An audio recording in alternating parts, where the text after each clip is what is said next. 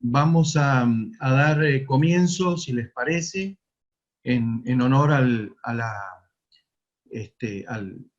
que ya han hecho todas las tareas, han podido ingresar muy bien a la sala. Así que bueno, quisiera primero confirmar, María Isabel, ¿me escuchas bien? ¿Está todo bien? ¿Prueba de Perfecto. sonido? Prueba de Perfecto. sonido, ¿me escuchan? Perfecto, muy bien. Gracias. Y Carmen, no sé si tenemos a Carmen en línea. Carmen. Aquí estoy, ¿me escuchan? Pero muy bien. Yes. Bueno, Carmen, atravesando un momento especial, atravesando algo que no lo teníamos pensado de esta manera, pero hay que hacerle frente. Y aquí estamos con nuestros asociados que nos acompañan en esta nueva modalidad. Creo que es la primera vez que hacemos una asamblea virtual. Así que bueno, Presi, como siempre, enfrentando los retos y los desafíos, queda sus palabras para comenzar. Gracias, Sergio. Bueno, realmente estaba yo tanto pensando en esto que irónicamente dentro de una crisis de salud como la que está viviendo el mundo, se abren oportunidades que uno nunca las tiene en su mente. Nos vuelve creativos, nos vuelve recursivos y esta es una. Hemos tenido la oportunidad a la fuerza de hacer nuestra primera asamblea virtual y dar oportunidad a que nos integremos y nos conectemos con todo el país. Y ya había Silvia Fretes allá en Costa Rica, no sé si habrá alguien más de otro país. Yo invité a varios de otros países, así es que no sé cuántos se habrán unido. Yo solo les quiero dar la bienvenida, pero sobre todo aprovechar este momento para felicitarlos, para darles ese reconocimiento, porque yo sé que los que manejamos recursos humanos en este momento o en estos días nos ha tocado un poquito difícil. Nos ha tocado gestionar con sentimientos y emociones difíciles nuestras, más la de nuestra gente. Tomar decisiones a veces quizás no las más queridas por nuestros muchachos, nuestros chicos de las organizaciones, y todo eso merece un aplauso. Y aquí lo único que queda es hacer un llamado a que sigamos manteniendo las medidas que nos dicen las autoridades para salir rápido de esto y seguir motivando, seguir transmitiendo y seguir reflexionando sobre lo que esto significa para nosotros y para el planeta. Porque una reflexión que hice por allí, ¿será que lo obvio, que lo que siempre hemos visto, lo seguimos viendo, pero hemos dejado de ver otras cosas? Y este es quizás un grito del planeta que está descansando, entre otras cosas. Así es que aquí siempre habrán ganadores, en todos lados siempre habrá ganadores, y esperemos que nosotros seamos parte de esos ganadores. Le doy las gracias. ¿Dónde estás, Marisabel? ¿Aquí estás? Hola, muchísimas gracias por tu tiempo y tu disposición, y estamos todos con muchas ganas de escucharte. Gracias. Así que bienvenidos todos y ánimo todos. Bueno, muchísimas gracias, Carmen. Y antes de comenzar, algunos anuncios que queremos brindar. Entre ellos, bueno, siempre nuestra participación en lo que es responsabilidad social, y el comité nos ha pedido especialmente pasar un videíto que ahora comienza. Creo que el universo tiene su manera de devolver el equilibrio a las cosas según sus propias leyes, cuando éstas se ven alteradas. Los tiempos que estamos viviendo, plenos de paradojas, dan que pensar. En una era en la cual el cambio climático está llegando a niveles preocupantes por los desastres naturales que se están sucediendo, en China, en primer lugar, y a otros países a continuación, se les obliga al bloqueo. La economía se colapsa, pero la contaminación baja de manera considerable. La calidad del aire que respiramos mejora. Usamos máscaras, pero sin embargo, continuamos respirando. En un momento histórico en el cual ciertas políticas e ideologías discriminatorias, con fuertes reclamos a un pasado vergonzoso, están resurgiendo en todo el mundo, aparece un virus que nos hace experimentar que, en un cerrar de ojos, podemos convertirnos en los discriminados. aquellos a los cuales no se les permite atravesar la frontera, aquellos que transmiten dolencias. Aunque sin tener ninguna culpa, todavía siendo de raza blanca, occidentales y con todo tipo de lujos económicos a nuestro alcance. En una sociedad que se basa en la productividad y el consumo, en la cual todos corremos 14 horas al día, persiguiendo no se sabe muy bien qué, sin descanso, sin pausa, de repente se nos impone una parada forzada, quietecitos en casa día tras día, a contar las horas de un tiempo al cual le hemos perdido el valor, porque solo lo vivimos en retribución de algún tipo o en dinero. ¿Todavía sabemos cómo usar nuestro tiempo sin un fin específico? En una época en la cual la crianza de los hijos, por razones mayores, se delega a menudo a otras figuras e instituciones, el coronavirus obliga a cerrar escuelas y nos fuerza a buscar soluciones alternativas, a volver a poner a papá y a mamá junto a los propios hijos. Nos obliga a volver a ser familia. En una dimensión en la cual las relaciones interpersonales, la comunicación, la socialización, se realiza en el no espacio virtual de las redes sociales, dándonos la falsa ilusión de proximidad, este virus nos quita la verdadera proximidad, la real. Que nadie se toque, que nadie se bese, que nadie se abrace. Todo se tiene que hacer a distancia, en la frialdad de la ausencia de contacto. ¿Cuánto hemos dado por sentado estos gestos y su significado? En una fase social en la cual pensar en uno mismo se ha vuelto la norma, este virus nos envía un mensaje claro. La única manera de salir de esta es hacer piña, hacer resurgir en nosotros el sentimiento de ayuda al prójimo, de pertenencia a un colectivo, de ser parte de una manera mayor sobre lo que significa ser responsables y que esto a su vez se responsabilice hacia nosotros. La corresponsabilidad, sentir que de tus acciones depende la suerte de los cuales te rodean y que tú dependes de ellos. Dejemos de buscar culpables y de preguntarnos por qué ha pasado esto y empecemos a pensar en qué podemos aprender de todo esto. Todos y todas tenemos mucho sobre lo que reflexionar y esforzarnos. Parece que con el universo y sus leyes la humanidad ya está bastante bien, aunque nos lo tenga que venir a explicar esta pandemia a un precio caro.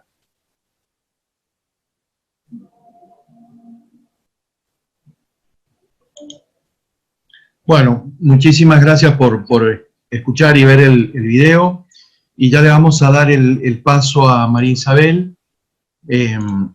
Principalmente, María Isabel, queremos agradecerte nuevamente por tu disposición y explicarles o contarles que María Isabel Ucha tiene 35 años de carrera corporativa como CEO y VP regional de empresas multinacionales en el área de ingeniería, construcción, proyectos y energía, y es especialista en gestión del cambio, y sobre lo cual nos va a hablar hoy es de neuroliderazgo, cómo gestionar el lado humano del cambio. María Isabel, ya te entrego el mando, vamos a quedar en manos de ella, así que María Isabel, te dejo acá ya en posición para que puedas dar tu presentación inicial y ya compartir pantalla y damos comienzo oficialmente a tu conferencia.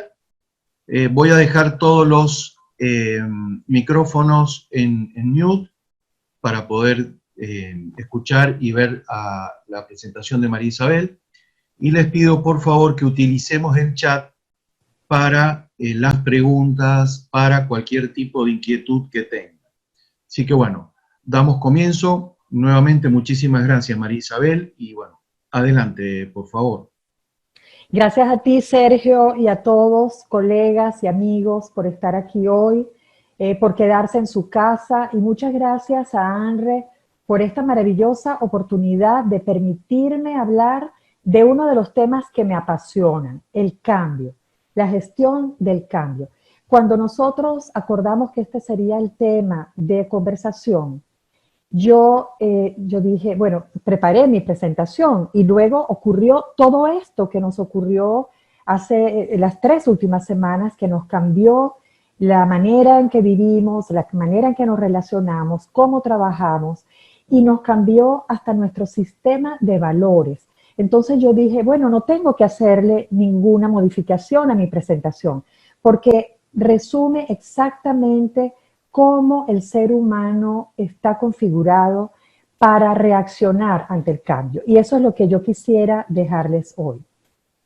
Entonces, hoy vamos a conversar sobre la inteligencia para el cambio, que es cómo se mide, ¿Cómo aseguramos que los colaboradores tengan esa inteligencia? ¿Cómo la desarrollamos en ellos para que los cambios puedan ser exitosos en el tiempo? ¿Cuáles son las bases neurológicas de la resistencia al cambio? Y esto explicado en un lenguaje... Maricel, ¿sí? ponés que compartir pantalla, por favor, y eso te iba a pedir un poquito el tema del sonido. No estamos compartiendo. La pantalla, si puedes compartir pantalla.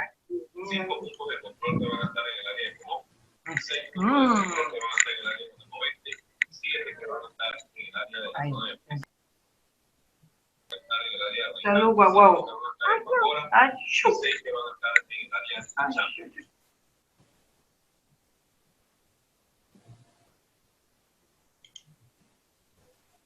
Un momentito, creo que ahora estamos aquí, ¿verdad? Sí, sí, ahí está. Ponemos, es que como yo la estaba viendo, pensé que estabas compartiendo. Bien, entonces veremos inteligencia para el cambio, bases neurológicas de la resistencia al cambio, por qué el ser humano resiste al cambio.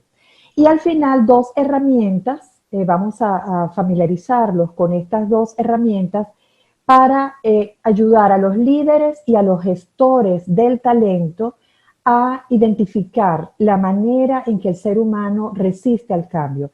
Esta tipología es el modelo de Noer y también vamos a ver el SCARF, que seguramente muchos de ustedes ya han escuchado acerca de él. Entonces, hablemos del cambio. Este cambio que ahora es una ola que nos lleva, ya no es un proyecto como antes. Y para hablar del cambio, ¿quién mejor que Mafalda? Mafalda decía, pues el futuro ya no es lo que era. Pero yo quiero agregar, el cambio ya no es lo que era. El cambio cambió. La manera en que nosotros abordamos el cambio es distinta. Quiero aquí, a lo largo de la presentación, les voy a recomendar algunas lecturas que me han gustado mucho, me han ayudado a entender mejor este tema y a compartirlo con mis colegas y clientes. Uno de ellos, la primera, es La era de las máquinas espirituales, de Ray Kurzweil.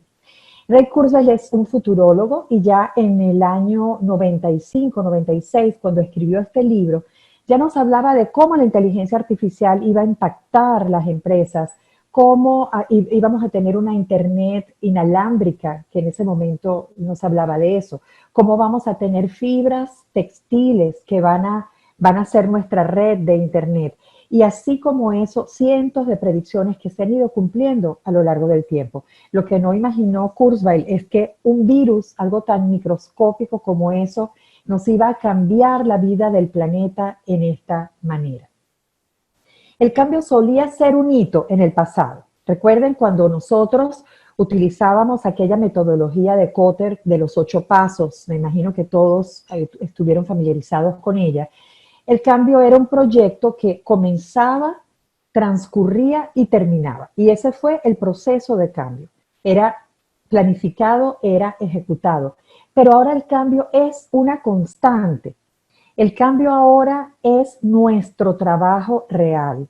Y como se trata de algo que nos impacta en el día a día en las organizaciones, no hay un solo enfoque para dirigir el cambio, para gestionarlo. Tenemos que echar mano de varias metodologías, de todas las herramientas de las que tengamos a disposición para poder asegurar que ese cambio esté centrado en las personas, que son al final las que van a asegurar que podamos llegar a ese estado final que queremos en la empresa. El cambio se distingue de la reacción, pero ¿cómo sabemos cuándo es cambio y cuándo es reacción? Bueno, nos dice el Instituto de Gestión del Cambio Humano, el HUCMI, que es la escuela más grande del mundo en gestión del cambio, que 50% de las empresas que cambiaron porque enfrentaron una crisis salieron de ella gracias a ese cambio. Pero al cabo de 5 o 10 años volvieron a caer en otra crisis. ¿Por qué? Porque el cambio debe ser proactivo. No podemos esperar a que el agua nos llegue al cuello para empezar a aprender a nadar.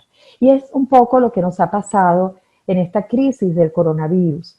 En Latinoamérica en general, las empresas estaban un poco preparadas para el teletrabajo y eso ha hecho que se tomen decisiones tarde, decisiones de enviar a los colaboradores a la casa. Recordemos que nuestra principal responsabilidad social es con nuestra gente, tenemos que protegerlos, tenemos que salvaguardar su seguridad.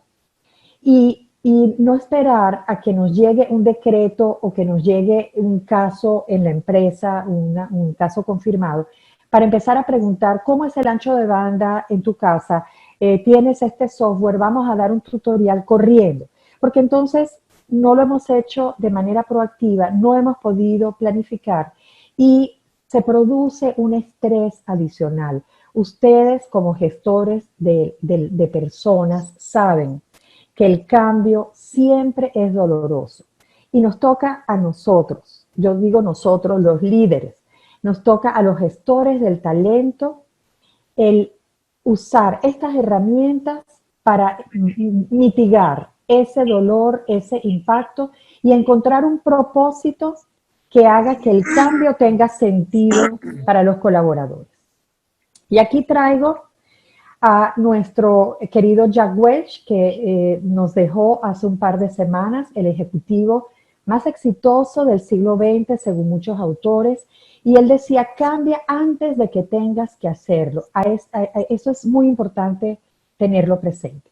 Aquí pueden ver un flash de, esta es una metodología como hay otras también, esta es mi escuela, pero esto no sirve de nada, estos pasos para abordar un proceso de gestión del cambio, si nosotros dejamos de lado lo más importante, que son las personas. ¿Cómo sienten esas personas que están en ese proceso de cambio? ¿Qué están escuchando? ¿Qué están sintiendo? El tener empatía, el hacer ese mapa de empatía por las personas que van a transitar por esas aguas turbulentas por las que nosotros tenemos una responsabilidad muy grande en guiarlos a puerto seguro. Y ahí les voy a hacer la primera pregunta. Y aquí, Sergio, te voy a pedir tu apoyo porque quisiera que ustedes utilicen, por favor, su chat. Y en su chat, quiero que me respondan, por favor, cuando nosotros en una empresa vamos a emprender un proceso de cambio, ¿quién debe estar listo para el cambio organizacional? Uno, la empresa. Cuando digo la empresa me refiero a los artefactos de esa empresa, su gobierno corporativo, su manera de tomar decisiones, su estructura. Esta es una empresa donde los gestores del talento tienen un rol estratégico o meramente operativo. A eso me refiero cuando digo la empresa. ¿O son los colaboradores los que deben estar listos? ¿O son los líderes como pilotos de ese automóvil? ¿O son todas las anteriores? Yo quisiera que por favor fueran a su chat y Sergio, si me haces el favor de recibir esas respuestas mientras yo continúo conversando y avanzando un poquito más en esta presentación. Sí, por supuesto, ahí ya están todos contestando y bueno, cuando tú me digas, te digo cuál es un poco la estadística de todos los que han ido comentando. Bien, vamos a darles unos segunditos, pero coloquen ahí lo primero que les salta en ese momento, lo primero que se les ocurre. Y vamos a hablar de que para el cambio necesitamos inteligencia para el cambio. Y recordemos, porque seguramente todos hemos vivido aquella época en la que se decía inteligencia solamente, sin apellido. Se hablaba de inteligencia y tenía un solo significado. Ahora sabemos que hay hasta 17 tipos de inteligencia. Yo me voy a referir solamente a 4. La cognitiva, que es la que antes conocíamos como inteligencia. La emocional, que nos trae Daniel Goleman a mediados de los 90, aunque ya otros autores habían hablado antes de ella. La social, Y por último, la inteligencia para el cambio, que es un concepto del cual se conversa recientemente mucho más, porque queremos estar seguros de que estamos listos para el cambio. Y en este momento presentamos esta primera herramienta, el CSI, pero no es la serie de televisión, es el indicador del estilo de cambio.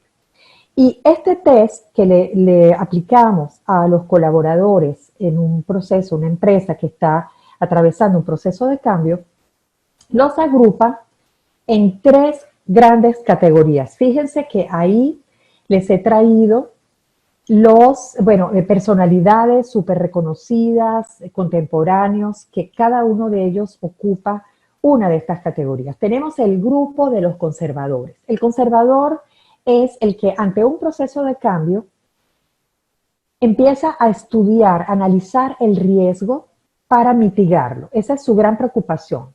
Por eso lo llamamos el conservador. En el segundo grupo está el pragmático. Y tenemos a Bill Gates, a Angela Merkel, y ellos lo que quieren es que las cosas se hagan, son ejecutores.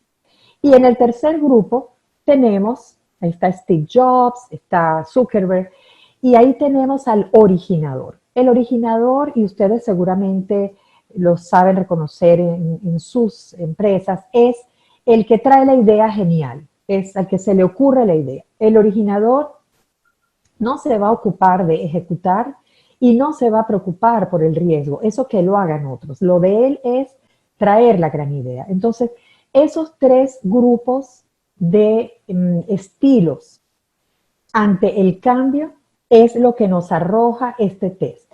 Nosotros lo hacemos en las empresas para asignar a cada una de estas tipologías tareas, proyectos pequeños dentro de la gestión del cambio que sean afines a ese estilo que ellos tienen frente al cambio. Y ahora sí, vamos a ver la respuesta, Sergio, a nuestra pregunta. ¿Por qué no nos compartes qué respondieron?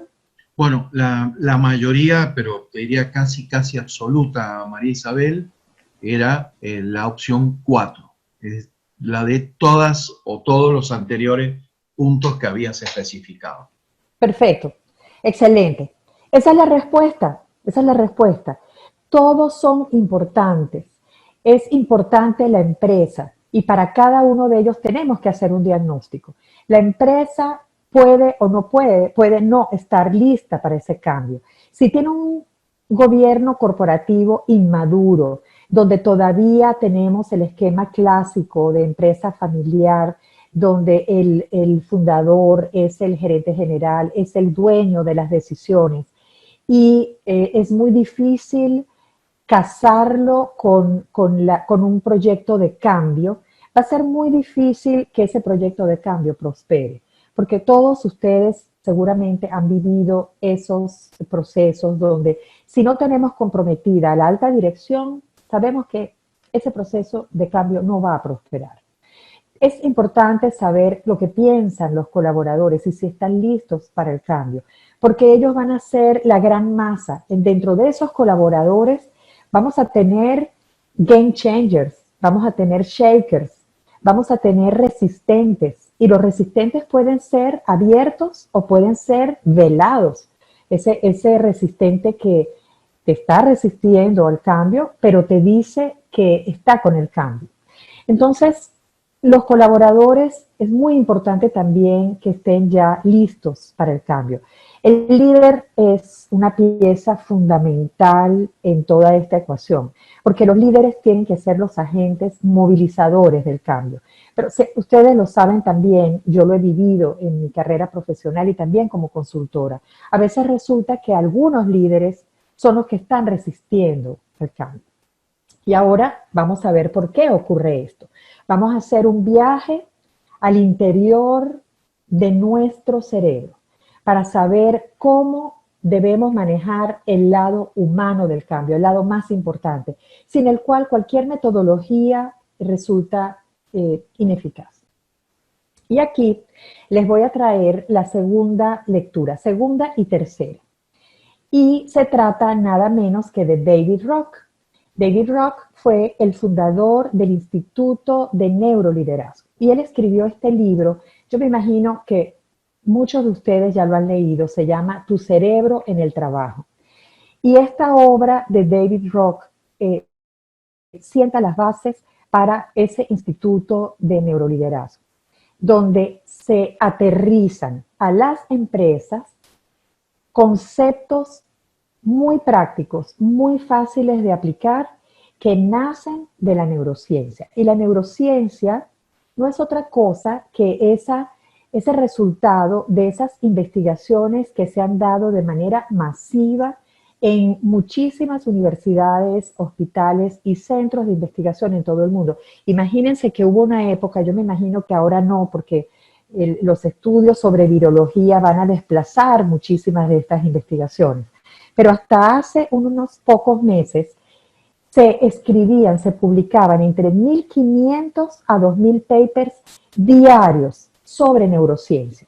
Eso quiere decir que había muchísima gente metida dentro de un resonador magnético en muchos centros de investigación, en muchas universidades, y ellos estaban sometidos a estímulos y la imagen de este resonador decía qué centros se activaban en el cerebro y cómo respondía ese cerebro ante determinados estímulos. Y basado en esto fue que se sentaron las bases de esta ciencia que ahora tiene tantas aplicaciones. Se han escuchado seguramente del neuromarketing, de la neurogerencia y del neuroliderazgo, que es el tema que nos ocupa.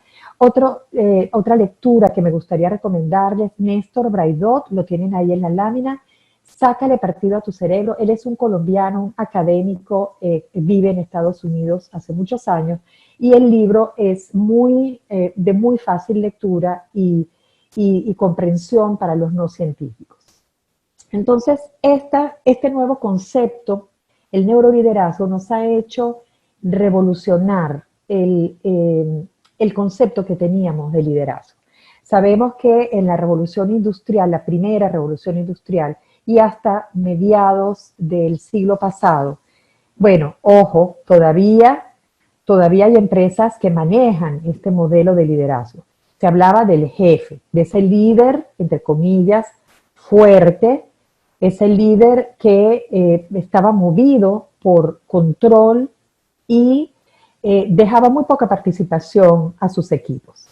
Esto evolucionó ya a finales del siglo pasado al liderazgo del conocimiento. Ustedes recordarán cuando se decía que el que tiene conocimiento tiene el poder.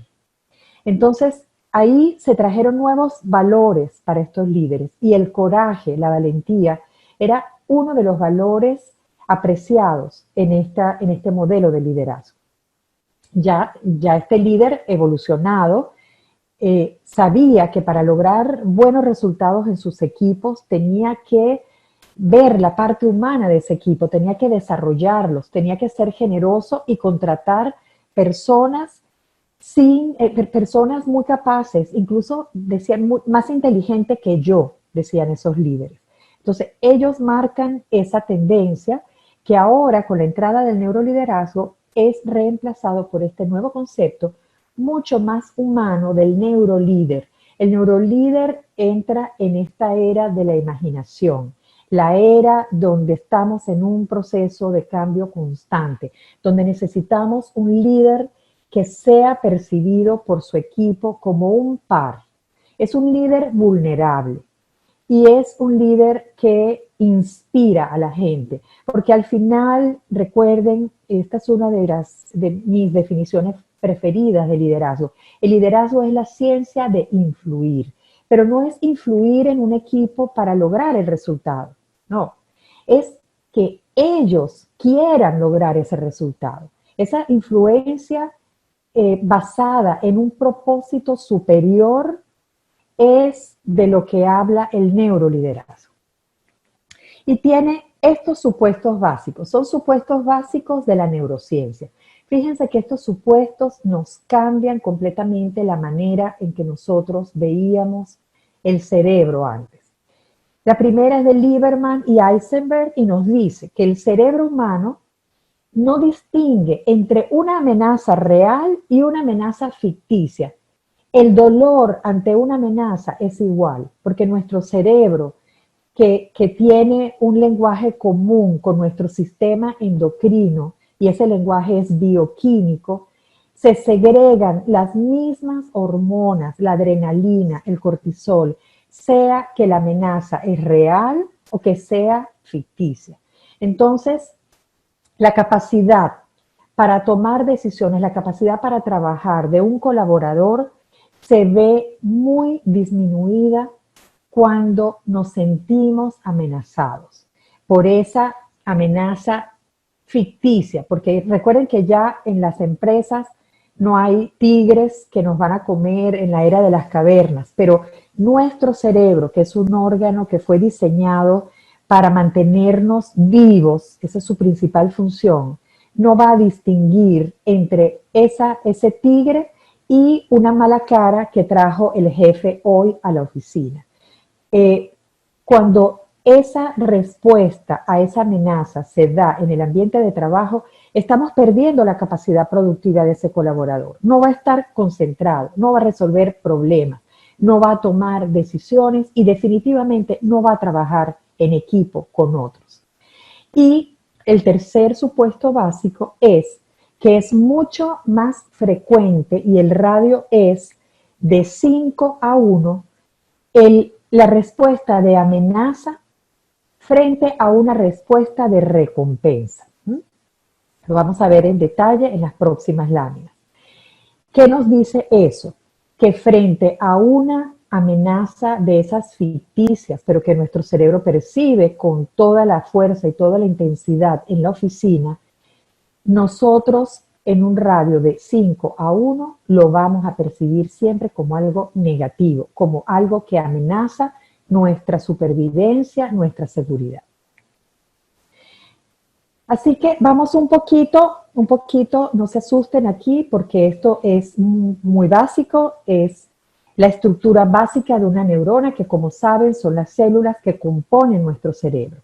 Y eso nos ayuda a entender cómo se producen las conexiones neuronales entre una neurona y otra. Imagínense que aquí tenemos una neurona, aquí tenemos otra, y conectan. Ellas conectan y ahí se produce a fuerza de repetir y repetir, se produce el aprendizaje. La repetición de las conexiones neuronales es lo que nos hace ser como somos. Cuando una conexión neuronal se repite de 3 a 4 veces, lo llamamos aprendizaje, ya es una conducta aprendida. Yo me imagino que muchos de ustedes aprendieron a manejar un auto de cambios, ¿no? Un auto de cambios, bueno, a mí me tocó, fue una de las cosas más difíciles que me tocó aprender en mi adolescencia, porque, bueno, en mi país el examen de manejo se pasaba solamente con un carro de cambios, en una subida donde había que arrancar y no se podía, bueno, la cosa más difícil del mundo. Y el aprender eso es estas conexiones neuronales que nunca han hecho contacto, lo tienen difícil hasta que lo logran.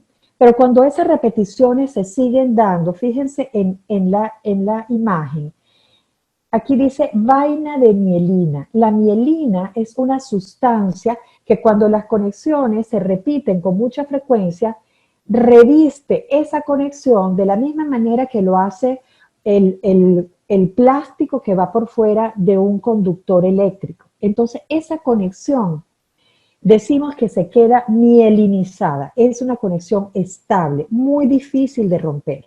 Entonces, cuando yo hice ese curso de manejo, a fuerza de repetir y repetir y repetir, ya podemos todos los seres humanos manejar un auto de cambios y al mismo tiempo llevar una conversación y maquillarnos y hacer 3 cosas al mismo tiempo, porque pasa a ser una conducta aprendida.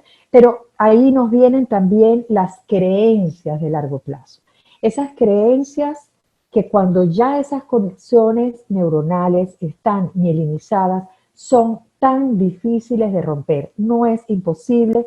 Sabemos, nos lo dice también la neurociencia, que el cerebro tiene una neuroplasticidad casi infinita. Neuroplasticidad sabemos ya que no se pierde de manera importante con la edad. Es una buena noticia para la gente mayor, pero también nos dice que tenemos que estar constantemente creando nuevas conexiones para tener una excelente salud neurológica, y por eso nos dicen a veces cepillarnos los dientes con la otra mano o hacer ejercicios de coordinación, las sopas de letras. Todo eso está en función de crear nuevas conexiones neuronales.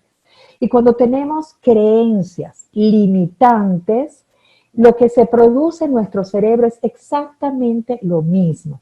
Son esas creencias, por ejemplo, en la oficina. Leer los signos faciales del jefe. El jefe llegó con mala cara.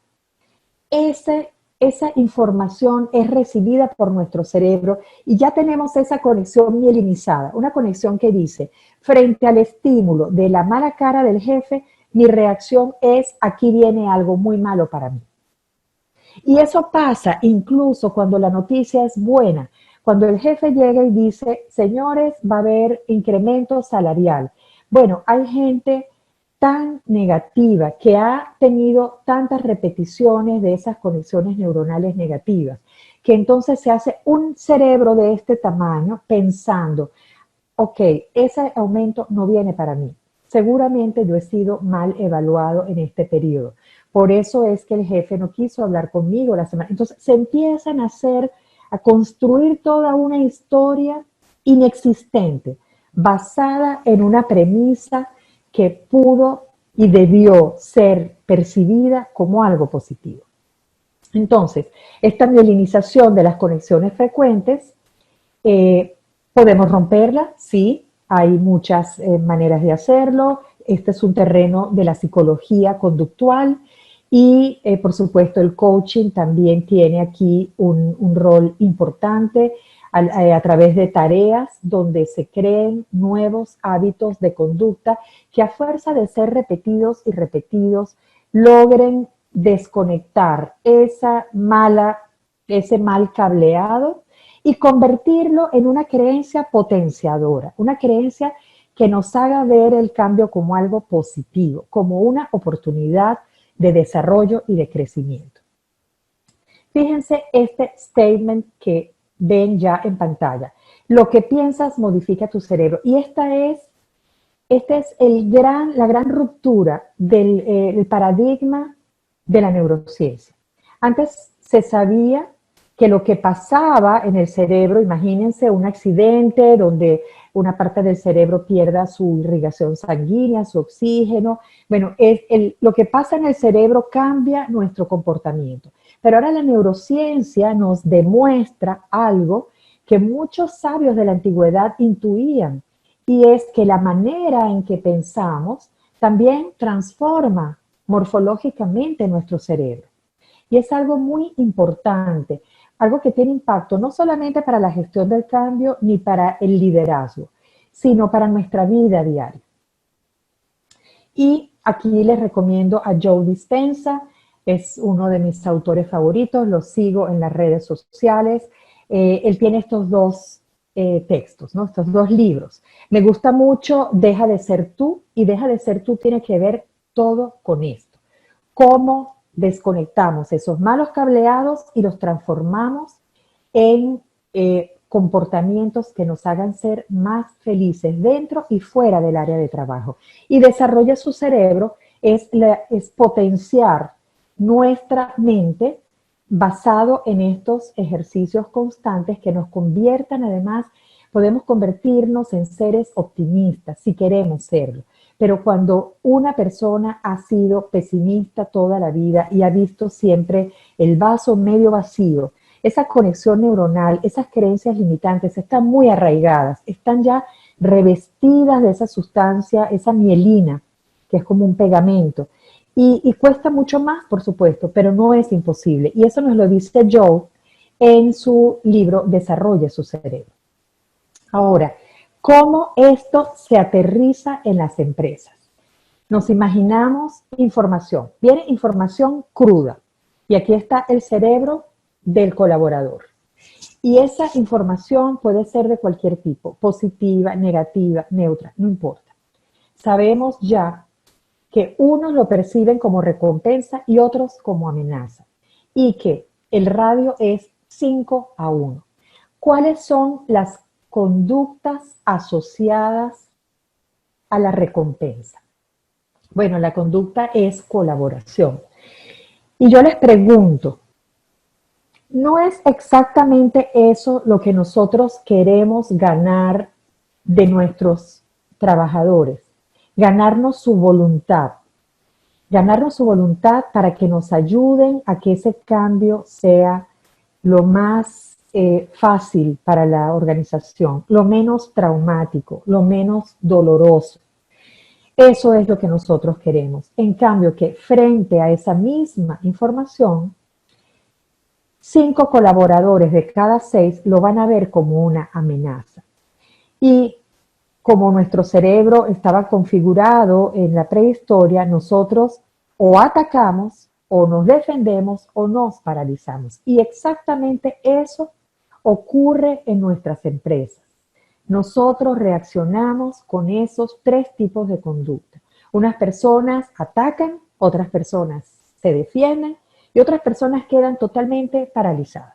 Eso, yo estoy segura de que más de uno está escuchando y está entendiendo, está relacionándolo con experiencias vividas durante una gestión del cambio. Y aquí traigo a otro autor que me encanta. Y bueno, ahora ustedes, nosotros tenemos mucho tiempo para leer. Este es un autor argentino que me encanta, se llama Stanislao Bacharach, es un conferencista. Y si pueden conseguir este libro, bueno, yo lo conseguí en Sanborns hace años, ya eso no existe, y es un libro extraordinario. Dice Tu cerebro en cambio, y habla exactamente de todo esto. Y yo extraje de ahí solamente 2 parrafitos. Ese cerebro nuestro busca la rutina y el automatismo, para no correr riesgos, porque él está configurado para eso. No está configurado para que seamos felices en la empresa ni fuera de ella.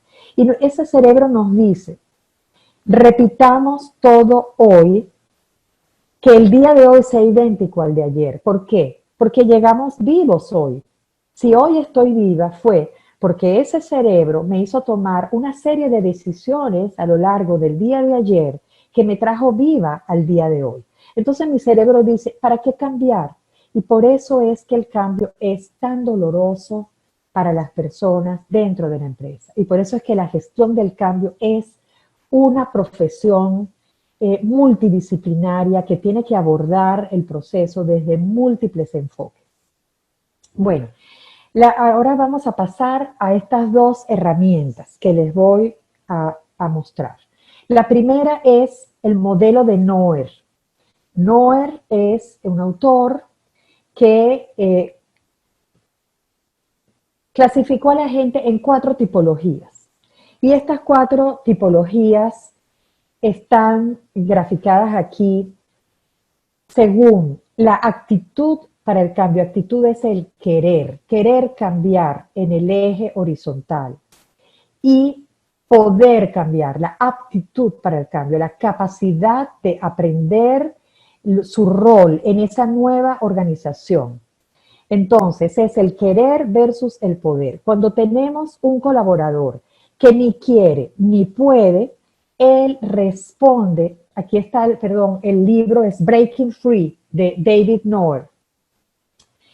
Y cuando no quiere y no puede, él se paraliza. Se queda, no hace nada, no está trabajando, está todo el día pensando en cómo el cambio lo va a afectar, pero no hace nada, ni por oponerse, ni por colaborar, sino que se queda ahí paralizado. Este equipo, este grupo de personas, Noer lo llama los,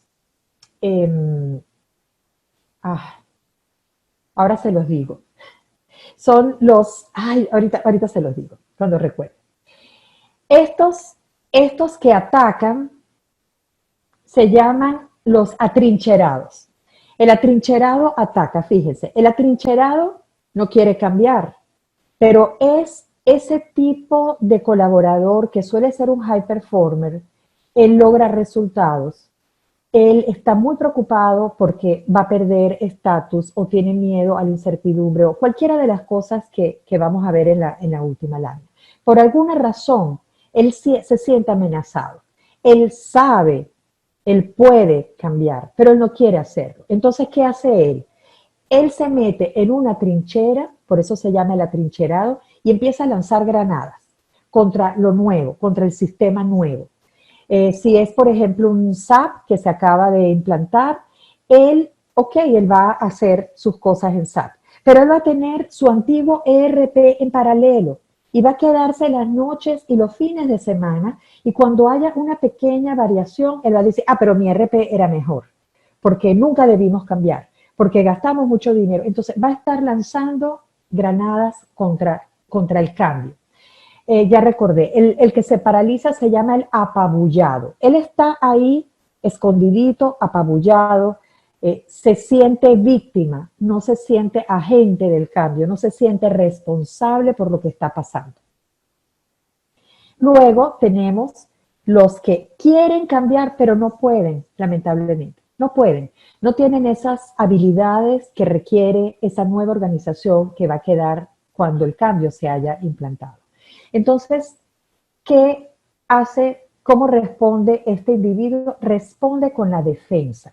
Está a la defensiva, pero a estos Noer los llama los fanfarrones. Y el fanfarrón te dice, sí, jefe, estoy con usted, dígame, ¿qué hago? Pero por detrás está resistiendo al cambio.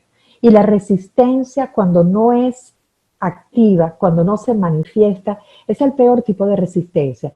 Pero Noer, a lo largo de esa herramienta, nos da las claves.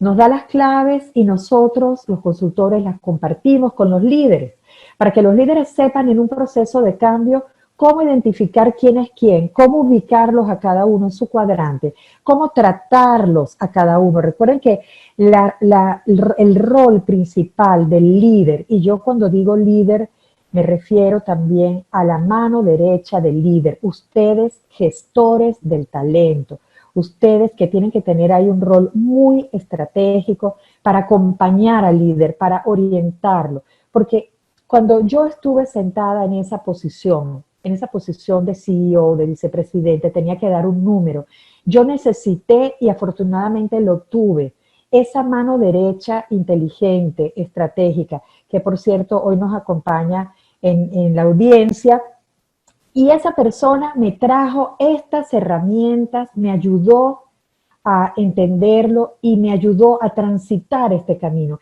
Y ese es el rol de ustedes también, gestores del cambio, el orientar y ayudar para que el líder sea sensible ante este tema, si no lo es por naturaleza, y pueda manejar el cambio entendiendo que todas las personas resisten de una manera diferente.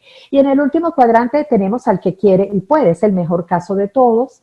He conocido en mi equipo, he tenido colaboradores que han estado en ese cuadrante y han hecho posible el cambio porque al mismo tiempo han sido influyentes dentro de sus pares y me han ayudado a lo largo de ese proceso.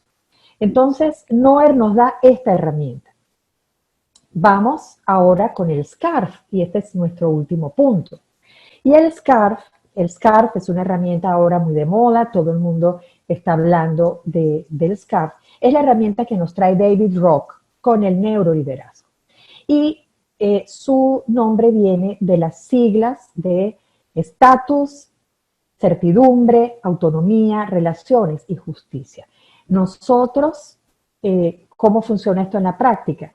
Bueno, llegamos a la empresa, hacemos un test, el SCARF, a los colaboradores, para saber qué es más importante para él ante una amenaza, ante un cambio. Los de la S, los del estatus. Los del estatus son movidos por reconocimiento. A ellos lo que les interesa es el tener la palmadita, el que reconozcan su esfuerzo, el que los reconozcan sus pares profesionalmente, el que su líder los reconozca. Entonces, ¿qué tenemos que darle a los que salen con esa tendencia en estatus. Les tenemos que dar un feedback positivo y constante. Yo sé que eso es un desafío para el líder, porque no a todo el mundo le das todo el tiempo un feedback positivo, pero tienes que tener mucho cuidado en la manera en que das este feedback. Esta conversación tiene que ser orientada más al objeto, a la meta, al resultado que no se está logrando y no a la persona. Hay muchas maneras en que ese líder puede ser formado para tratar a las personas que salgan duras en estatus. Si su tendencia mayor es la certidumbre, son esas personas que tienen dificultad para manejar la incertidumbre y ellos son movidos por control. Cuando no puedo controlar algo, me desespero porque siento que es como una corriente que me lleva y yo no sé a dónde me va a llevar, estoy perdiendo el control. Entonces, ¿qué hace ese líder que está gestionando ese cambio con ese tipo de colaborador? Primero, comunicación, comunicación, comunicación.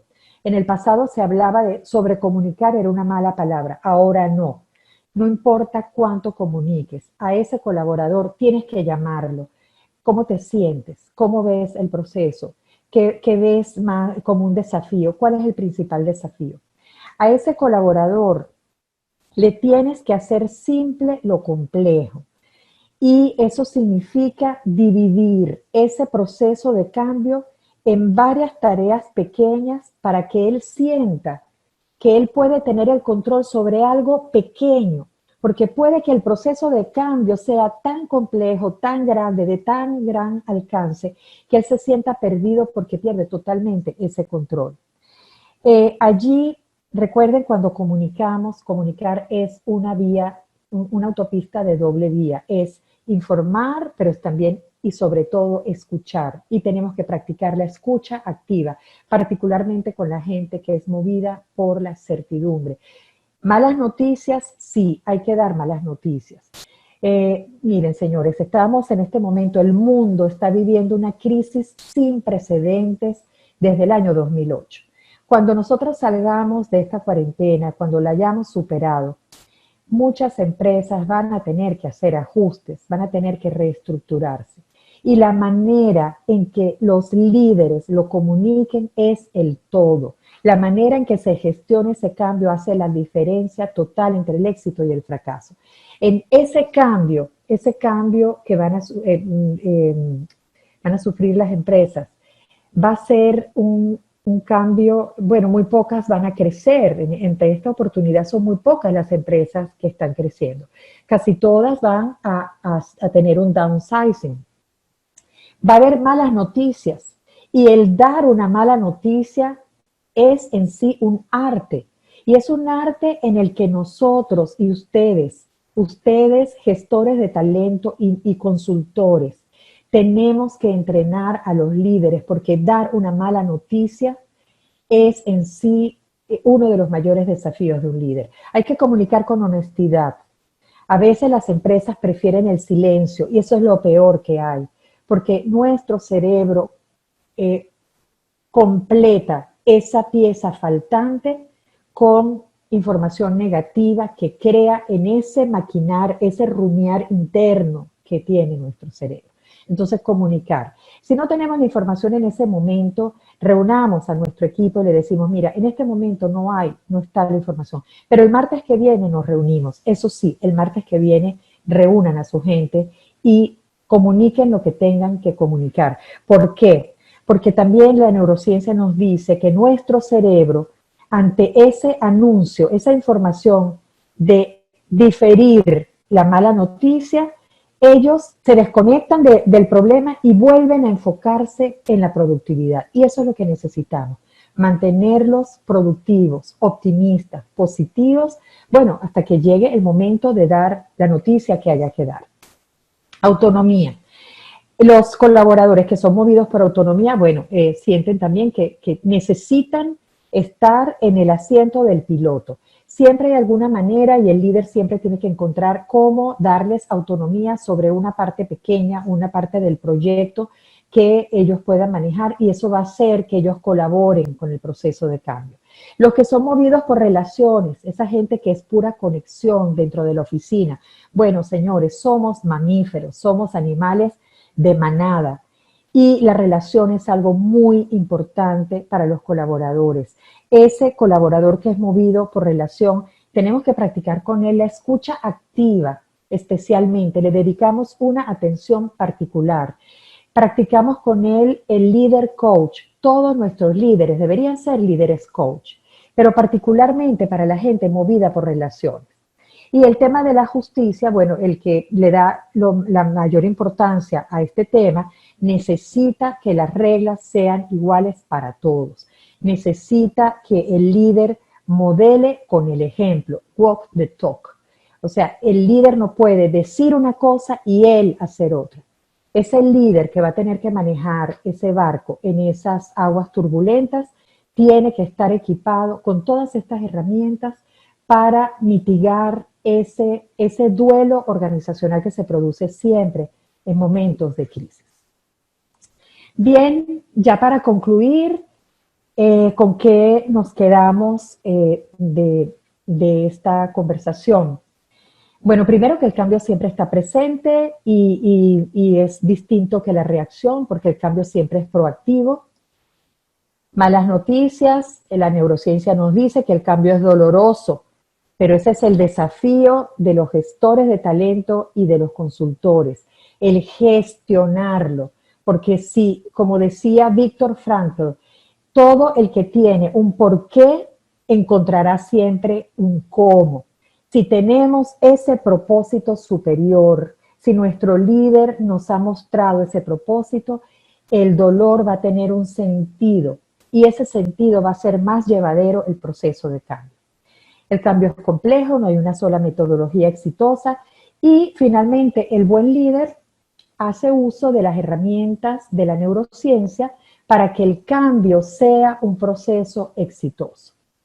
Bueno, quisiera darle las gracias a todos, a mí me hubiera encantado, extraño mucho hacer estas cosas presenciales, pero sé que están allí, estoy abierta a sus preguntas y bueno, síganme en las redes, por favor, ahora que las redes van a llenar ese vacío que está dejando el contacto directo. Yo tengo un podcast, se llama Del Dicho al Hecho, está en Spotify y 5 plataformas de streaming y ahí converso sobre estos temas. Y también cualquiera de ustedes que quiera comunicar algo, mi micrófono está a la orden también para ustedes en ese podcast, me contactan y con muchísimo gusto lo agendamos. Entonces, Sergio, te doy el pase para que iniciemos la sesión de preguntas. Sí, ¿me escuchas bien, Marisa? Perfecto, perfectamente. Te ruego si puedes dejar de compartir pantalla. Seguro. Bueno, realmente, María Isabel, estoy con las, lo que han ido comentando en el chat y realmente hay pero muy buenos, algunas preguntas y algunos también muy buenos comentarios. Mónica nos dice, le ha impactado mucho el arte de dar malas noticias. Y bueno, que nos dice que sería un muy buen tema para poder trabajar. También acá tengo ya algunas preguntas para pasarte. Voy a proceder a verlas en pantalla, María Isabel, para poder contestarlas. ¿Ah? ¿Ahí las ves, María Isabel? Perfectamente. Bueno, sí. Una de las preguntas es, ¿por qué nos encanta y abrazamos espontáneamente ciertos tipos de cambio y a otros les ponemos una resistencia feroz? Bueno, tiene que ver con la configuración de nuestro cerebro. Tiene que ver con cómo nosotros vemos el cambio. Si nosotros... si te encanta y abrazas espontáneamente el cambio o eres uno de estos colaboradores, 1 de cada 6, que espontáneamente abrazan no ciertos tipos de cambio, cualquier tipo de cambio, o el cambio ha sido gestionado de una manera que ha tocado esos aspectos que para ti son importantes, y eso es lo que nos dice el SCARF. Quizá ese cambio ha sido gestionado de una manera que ha logrado tu entera colaboración, tu entusiasmo, y ese es el desafío de los líderes y de los gestores del talento. Perfecto. Bueno, están enviando muchas preguntas. El desafío, dice, es aplicar todos estos conocimientos, María Isabel, en la actual situación. ¿Qué consejos o qué nos recomiendas? Miren, no hay un caso único. Esto es como un médico que hace primero un diagnóstico y para cada patología indica un tratamiento distinto. Yo he usado SCARF, he usado el modelo de Noer y cada uno tiene que ver con una organización distinta o un tiempo distinto. Por ejemplo, en esta situación que vamos a vivir cuando termine esta crisis, cuando superemos esta crisis, vamos a tener que tomar medidas difíciles en las empresas, medidas dolorosas muchas veces. Lo más doloroso para un líder es despedir personal. Nosotros, dependiendo del tipo de empresa, dependiendo del gobierno corporativo que tenga, ya tenemos una situación. Tenemos una situación y ahí lo ideal es, para mí, usar el modelo de Noer rápidamente y ubicar a los colaboradores en esos 4 cuadrantes y darle a cada uno de ellos esa herramienta que los ayude a digerir ese cambio difícil. A veces en una reestructuración necesitamos la voluntad de no solamente los que se quedan, sino de los que se van. Los que se van no se van inmediatamente. A veces tienen que hacer un handover con el personal que queda y necesitamos que estén en la mejor disposición. Y para eso, algo muy importante, señores, lo dije antes, la responsabilidad social de una empresa comienza con sus colaboradores. Pensemos si vamos a hacer reducciones en un outplacement. Pensemos que no tiene que ser necesariamente algo costosísimo, pero démosle a esos colaboradores que van a salir esa empleabilidad para que también los que se queden motivados sabiendo que están trabajando en una empresa con un propósito superior. Perfecto. Otra de las preguntas, si el líder, María Isabel, carece de alguna de esas características requeridas, ¿cómo podemos prepararlos? Este mensaje tuyo que fue de que debemos preparar a los líderes frente a todo este cambio y esta situación. Entonces, ¿cómo podemos prepararlo? Yamilet nos consulta eso. Perdón, María Isabel. Gracias, Yamilet, por esa pregunta tan interesante y tan profunda. Fíjense, estamos partiendo del principio de que nuestros líderes ya tienen eso que llamamos habilidades de liderazgo, ¿ok? Aquí, para pasar por esta turbulencia, ya no pensemos que vamos a desarrollar a un mal líder para llevarlo a ser buen líder. Vamos a partir del supuesto en que es un líder con buenas habilidades de liderazgo y que tiene influencia sobre su equipo. ¿Qué hacemos con él? Le damos estas herramientas, le damos a conocer estas herramientas, le explicamos en qué consiste todo esto, le mapeamos a su equipo y le decimos, mira, esto es lo que tienes y este es el objetivo que tú tienes como organización. Entonces, ese líder va a saber ya cómo manejar al equipo 1, al equipo 2, al 3, al 4, bien sea con modelo de Noer o con SCARF, la herramienta que más se ajuste al tipo de empresa. O sea, SCARF principalmente es para empresas, en mi experiencia, más maduras, con un gobierno corporativo madura. Si son multinacionales va a ser mucho más fácil adoptar el SCARF. Y yo he usado el Noer más con empresas familiares, locales, con un gobierno corporativo todavía con mucho que madurar. Así preparamos al líder. Muy bien. Si tienes, nos están consultando, si tienes alguna experiencia de algún líder, digamos, que no apoyan al cambio, ¿cómo lidiar con eso? En tu experiencia de vida, ¿no? Sí, miren. Yo me imagino esa situación. Un gestor de talento, un gerente, director de recursos humanos, que tiene a ese líder del siglo pasado todavía, ese jefe. A ese jefe podemos influir en él, no tiren la toalla, porque hay muchas maneras de influir en él.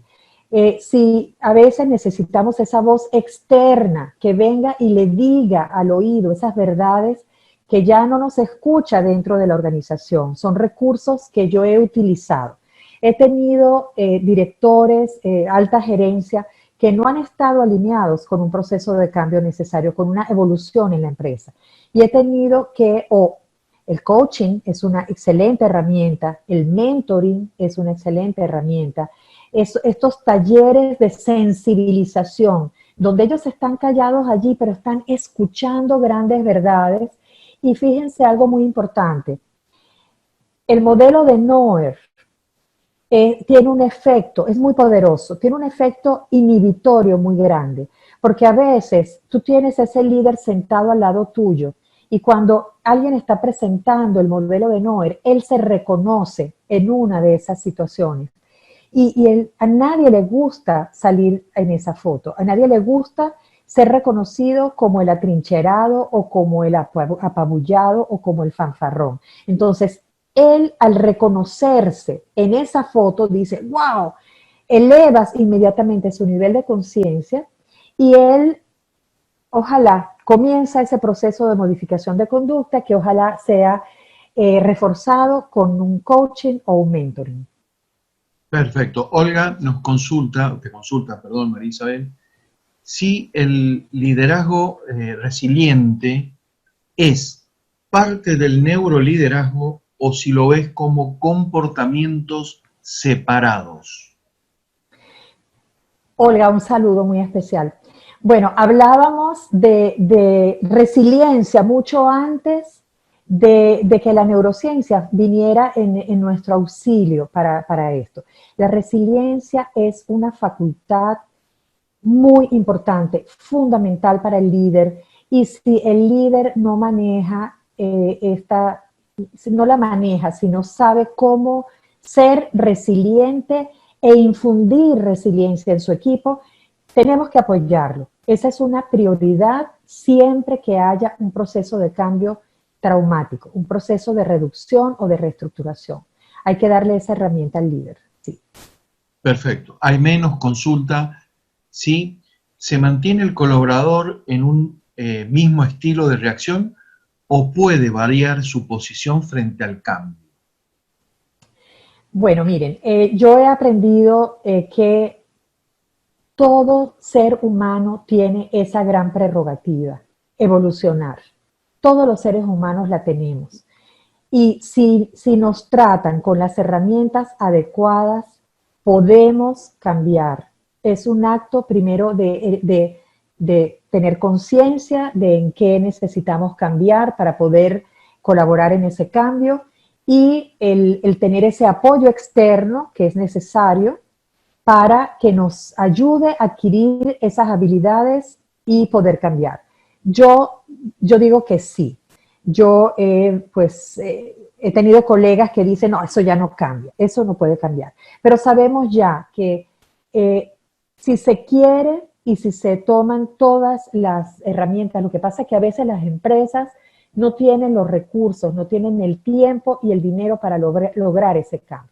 A veces toca desvincular a un colaborador cuando está muy lejos, le hacemos esas mediciones, esas entrevistas, y cuando es tan difícil lograr su colaboración para el cambio, no queda otra vía que el reemplazo, la desvinculación y traer a una persona que venga ya con un fit con esa cultura que estamos tratando de construir.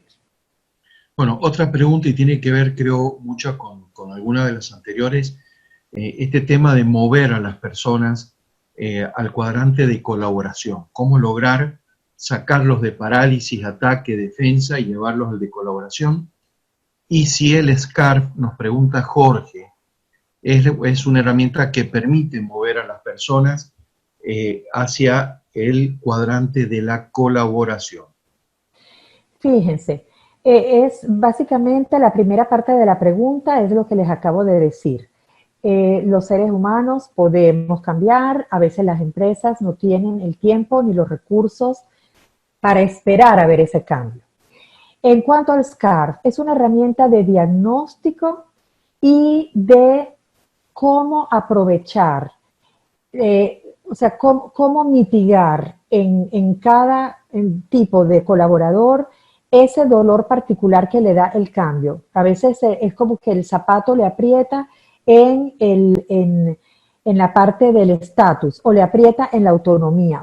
Entonces nosotros no estamos pretendiendo con SCARF durante un proceso de cambio generar modificación de conducta. Simplemente estamos tratando a cada colaborador de una manera diferenciada dependiendo de cuál sea esa particularidad de conducta frente al cambio. Bueno, muy bien. Una pregunta acá también creo que muy importante. Frente a el estado actual de tantas amenazas, te preguntan, María Isabel, frente a tantas amenazas, porque se hace referencia a la pregunta que justamente hablaste sobre la reacción del cerebro ante las amenazas, ¿qué consejos nos puedes brindar frente a justo este momento de tantas amenazas? Entonces, esa es un poco, estoy tratando de resumir la pregunta, pero está enfocada en eso, María Isabel. Bueno, miren, la amenaza es una amenaza en sí para la continuidad del negocio, pero yo me imagino que la pregunta viene más por cómo nosotros mitigamos ese efecto de esa amenaza frente a los colaboradores. Señores, comunicar, especialmente ahora que ustedes son un equipo impactado por la virtualidad. Las empresas, cuando están en un mismo sitio físico, tienen unos desafíos, los desafíos naturales del negocio, pero cuando están cada uno trabajando en su casa, el desafío para el líder es mucho mayor. Y si además de eso estamos en un ambiente altamente VUCA, como es el que estamos navegando en este momento, les recomiendo preparar un buen plan de comunicaciones para mantener a ese colaborador que ya no tienen ese contacto físico, ya no te estás tomando ese cafecito con él, tienes que mantenerlo motivado, tienes que seguir influyendo sobre él, y es una barrera para la influencia, es la distancia. Entonces, compensemos esa distancia con una comunicación inteligente. Sigan dando feedback ustedes con sus equipos de gestión humana y también con sus líderes. Recuerden que ustedes son los socios naturales de los líderes, de los gerentes generales.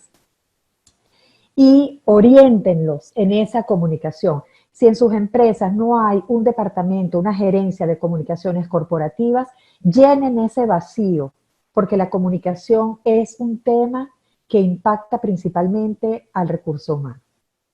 Bueno, María Isabel, realmente, primero ya no hemos pasado del tiempo que teníamos establecido, pero quiero, conociendo un poco la historia un poquito en estas herramientas, quiero avisarte, María Isabel, que nadie se ha ido de la sala, siguen todos todavía unidos. Gracias. Así que, bueno, te están agradeciendo, Mónica Filo, ya empiezan los agradecimientos. Hay un par de preguntas más, me voy a abusar de tu tiempo y, bueno, nos siguen consultando. Dice, ¿qué consejos nos das para aprender a desaprender? Bueno, buenísimo. Pregunta, ¿no? ¿Qué pregunta? Excelente, excelente, excelente pregunta. Gracias por esa pregunta. Fíjense, ¿qué significa desaprender? Recuerden, siempre visualicen las neuronas haciendo contacto. Tenemos un aprendizaje, llámese creencia limitante, porque si queremos desaprenderla, no es una creencia buena, es una creencia limitante. Desaprender significa romper esa conexión y reemplazarla por la conexión correcta, que es la creencia empoderadora. Desaprender y aprender no es otra cosa que cambiar una creencia limitante por una creencia empoderadora. Y para eso tenemos ejercicios. Ustedes tienen ejercicios como gestores del talento, seguramente. Y eso hay que actuar en equipo y también individualmente, donde hay casos difíciles. Comenzando siempre por el líder, porque si el líder aprende a desaprender lo malo y aprender lo bueno, desaprender, por ejemplo, que tenemos que estar viéndonos la cara para aprender que podemos hacer uso de las herramientas tecnológicas para lograr los resultados de la empresa. El jefe no tiene que estar encima de mí viendo mi trabajo. Yo tengo ese sentido de responsabilidad y yo voy a hacer mi trabajo. Entonces es aprender, es recablear nuestro cerebro nuevamente. De eso se trata. Bueno, y bueno, siguen preguntando, María Isabel. Yo sigo hasta que vos me mates. Adelante, Sergio, adelante. Me pregunta Indira si consideras que el concepto de neuroplasticidad debe ser incluida en la formación de los líderes. Sería excelente, excelente. Yo recomendaría a todos los líderes deberían hacer un curso de neurociencia o un taller, aunque sea, aprender estos elementos. ¿Y qué nos dice la neuroplasticidad? Que el cerebro tiene la capacidad de aprender, de cambiar. Y esa noticia maravillosa, sobre todo para nosotros, los baby boomers, es que esa capacidad no decae de manera importante con el tiempo. Antes se decía que, por ejemplo, loro viejo no aprende a hablar, y eso ya sabemos, la ciencia lo ha echado por el piso. Estamos en capacidad de desaprender y aprender, y eso, la neuroplasticidad, es una herramienta para los líderes. Porque si un líder sabe que la neuroplasticidad existe, lo va a pensar 2 veces antes de tirar la toalla con un colaborador, que a veces los líderes hemos tenido colaboradores que son un desafío, y el camino fácil es decir, fuera, y te cambio por alguien más afín a mí. Y tenemos los líderes una responsabilidad frente a eso. Recuerden que el líder decide qué comida pone ese colaborador en su mesa, qué educación va a tener su hijo. Entonces, la neuroplasticidad nos dice que tenemos la posibilidad de cambiar. Y si ese concepto lo maneja el líder, va a ser un líder mucho más empático, más positivo y más constructivo con sus equipos. Bueno, María Isabel, cuando uno tiene una asamblea que es presencial, uno pide el aplauso. Entonces, uno ahí tiene la posibilidad de que la gente te pueda aplaudir, y es el gran reconocimiento para los expositores. Por lo tanto, como no tenemos esa posibilidad en este mundo virtual, y tú nos has dicho la necesidad de la comunicación, bueno, está el chat, ya lo vas a poder ver, está lleno de agradecimientos. Magalí, muy interesante el tema. Gabriela Gracias. Vázquez, también, muchas gracias. Bueno, Alberto, que es excelente. Mónica dice que un gran agradecimiento por tu magnífica exposición y por ser pionera en lo que augura que va a ser una herramienta regular de capacitación para ANRE y sus asociados.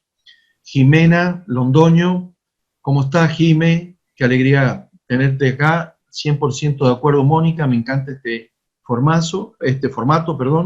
Magalí, aplauso. Cidia Guillén, aplauso. Bueno, todos te están aplaudiendo.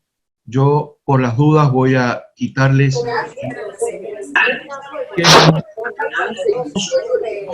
Cerrada la...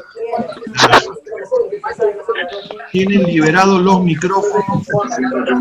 Agradecerte a... Gracias.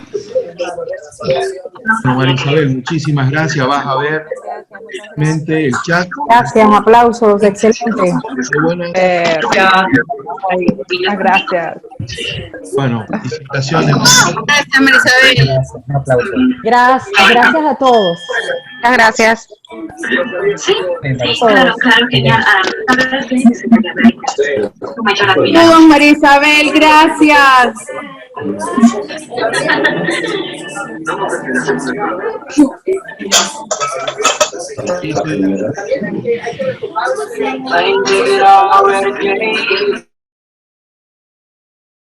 Hola, hola, ¿me escuchas? Sí, nos están pidiendo si vamos a tener la presentación. Sí, claro, yo te la envío, sí.